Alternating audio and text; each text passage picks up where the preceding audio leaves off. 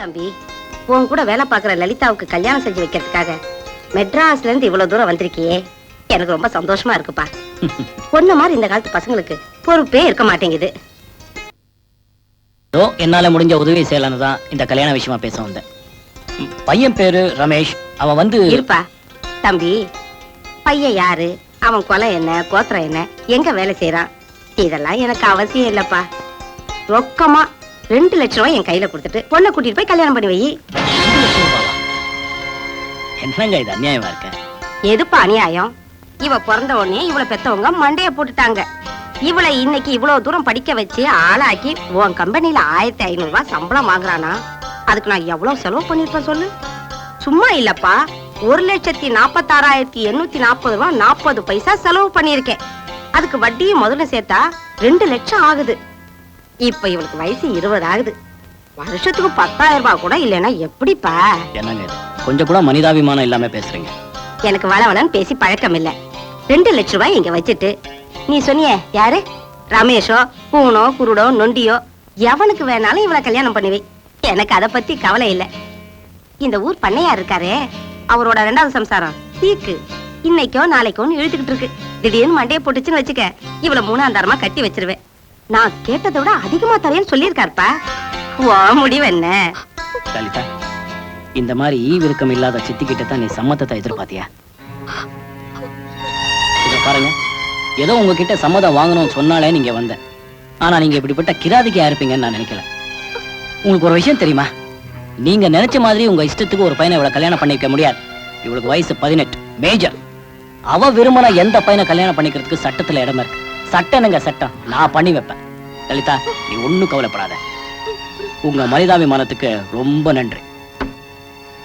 போமா போலாம். நில்லடி, எங்கடி அவன் பின்னாடி போற?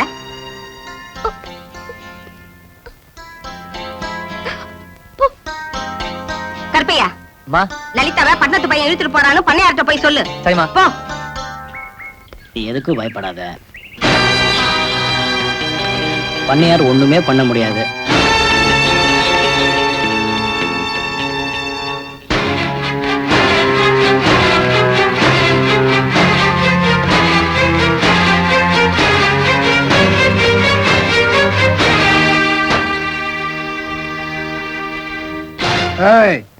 என்ன தைரியம் இருந்தா நான் கட்டிக்க போற பொண்ணுக்கு நீ கல்யாணத்துக்கு ஏற்பாடு பண்ணுவ?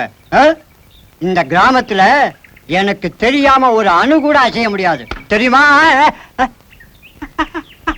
கை கை என்னடா பாத்துக்கிட்டு சும்மா நிக்கிறீங்க? என்ன பண்ண சொல்றீங்க? இவனை அடிச்சு போட்டு அந்த பொண்ணை இழுத்துக்கிட்டு வாங்கடா.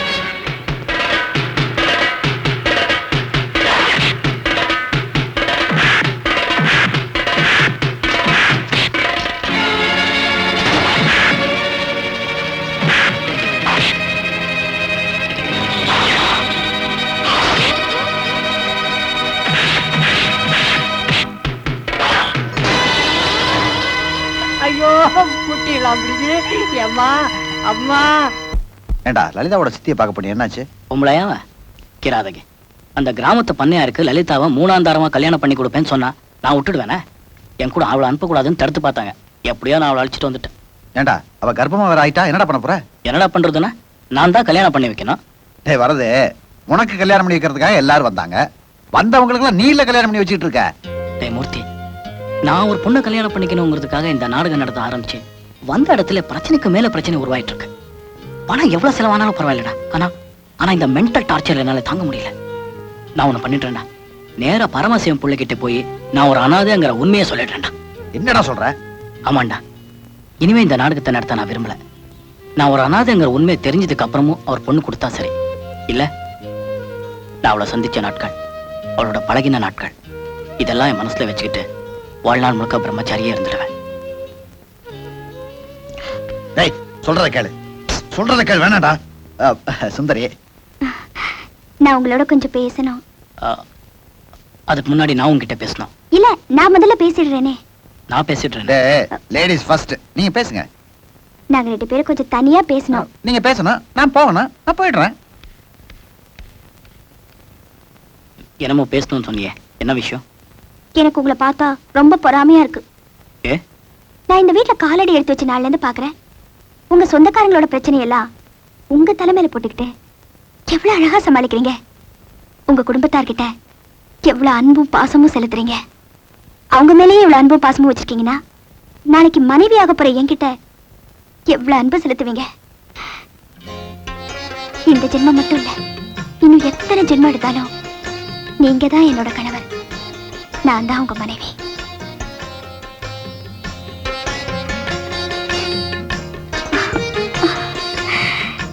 நம்ம கல்யாணத்துக்கு எந்த தடையும் இல்ல.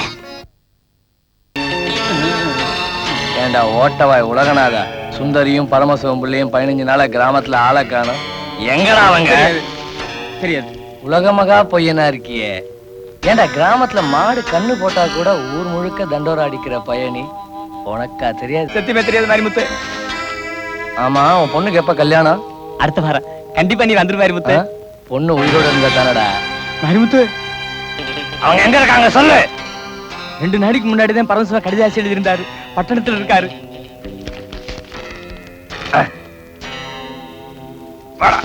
என்ன எல்லாரும் பணமும் கைமா உட்கார்ந்து இருக்கீங்க? எல்லாரும் சம்பளம் வாங்கிட்டு வரட்டும். சாதாரணமா வேலை செய்யறவங்களுக்கு தான் சம்பளம் கொடுப்பாங்க, உங்களுக்கு எப்படி கொடுத்தாங்க? ஐ, சம்மந்தி ஜோக் அடிக்கிறாருப்பா. சம்மந்தி, முன்ன பின்ன ஆபீஸ் பாத்துக்கிறியா நீ? எங்க ஆபீஸ் வந்து பாரு, அசந்து போடுவான். எல்லாம் தூக்கின்னு இருக்கும். வீட்டுல யாருங்க? இல்லையா, அறிவு இருக்குதா உனக்கு? இம்மா பேர் குந்தின்னு இருக்கிறான், வீட்டுல ஆறுன்னு கேக்குறியே, நீ யாரு? அம்மா, கரண்ட் பில் கட்டல, பீஸ பிடிக்கிட்டு போலான்னு வந்திருக்கேன். புடிங்கின்னு போ. யோ, வந்து 15 நாள் தானே ஆகுது. பில்லு இத பாரு, வரதராஜ ஆபீஸ் வந்து பணத்தை கட்டுவான், நீ போ. இதோ பாருங்க சார், இந்த ஈவினிங் உள்ள பணத்தை உடனே கட்ட சொல்லுங்க, இல்லைன்னா பீஸ் கொடுக்க வேண்டி வரும். என்ன வீடு? ஏன்பா, நீங்க எல்லாம் பண்றது ரொம்ப அநியாயமா தெரியல உங்களுக்கு? இத்தனை பேரும் பணமும் கைமா உட்கார்ந்து இருக்கீங்க, யாராவது அந்த கரண்ட் பில்ல கட்டக்கூடாதா? அங்க நடக்காம பாடில்லோ. என்ன லொல்லோ? இது வீட்டுல எந்த பணம் செலவு செஞ்சாலும் வரதராஜ சார் தான் செய்யணும். ஆமா, அப்படி எங்களுக்குள்ள ஒரு ஒப்பந்தம். அம்மே. ஒப்பந்தம் இந்த பா தியாகு, இத பாரு, நீ தான் புள்ள குட்டிங்களோட இருக்க. ராத்திரி ஃபேன் சுத்தலன்னு வச்சுக்க, உன் குழந்தைங்க தான் கஷ்டப்படும். நீயாவது அந்த பணத்தை கட்டக்கூடாதா? எனக்கு தான் மொட்டை மாடி இருக்கு, அங்க போய் படுத்துப்பேனே. நீ வேணா அங்க போய் படுத்துக்க, தான் வருது. என்னப்பா வருது? எங்க போயிட்டு நீ? கரண்ட் பில்லு கட்டலன்னு பீச புடுங்க வந்துட்டான். பீச புடுங்கிட்டு போயிட்டா நீ எப்படியா தூங்குவ? அட ஒண்ண முடியா, நாங்கெல்லாம் எப்படியா தூங்குவோம்? ரகுமாமா, நான் இருக்கிற வரைக்கும் நீங்க ஏன் கவலைப்படுறீங்க? உங்களுக்கு அந்த கஷ்டத்தை கொடுப்பேனா? இத பாருங்க, இப்பதான் கரண்ட் பில் கட்டிட்டு வரேன். வருது தாண்டா. இல்லையா பின்ன வருது, என்ன நினைச்சன? பியூச புடிங்கிட்டு போட்டானா நீ எப்படியா தூங்குவ? அட ஒண்ண முடியா, நாங்கெல்லாம் எப்படியா தூங்குவோம்? நான் இருக்கிற வரைக்கும் நீங்க ஏன் கவலைப்படுறீங்க? உங்களுக்கு எல்லாம் அந்த கஷ்டத்தை கொடுப்பேனா? இத பாருங்க, கரண்ட் பில் இப்பதான் கட்டிட்டு வரேன். வருது போனா கல்யாண செலவுலாம் வழக்கம் போல நீ தான் ஏத்துக்கணும். அரிசி தீர்ந்து போச்சுன்னா என்கிட்ட ஏன் சொல்ற? வரதராஜன் கிட்ட சொன்னா ஒரு மூட்டை அரிசி வாங்கி போட்டு போறான். மாமா, லலிதா கல்யாண விஷயமா தான் இப்போ நான் ஊர் கிளம்பிட்டு இருக்கேன். அப்பா, அப்பா, என்னம்மா, நீ இன்னும் தூங்கல? தூக்கம் வரலப்பா. ஏமா? அப்பா, வந்து இன்னையோட 15 நாள் முடிஞ்சு போச்சு. எங்களுக்கு எப்பப்பா கல்யாணத்தை பண்ணி வைக்க போறீங்க? அத பத்தி தாமா யோசனை பண்ணிட்டு இருக்கேன். நீ போய் படுத்துக்க. சரிப்பா. வரதராஜன் கிட்ட தனி கொடுத்தனத்தை பத்தி பேசி பாப்போமே.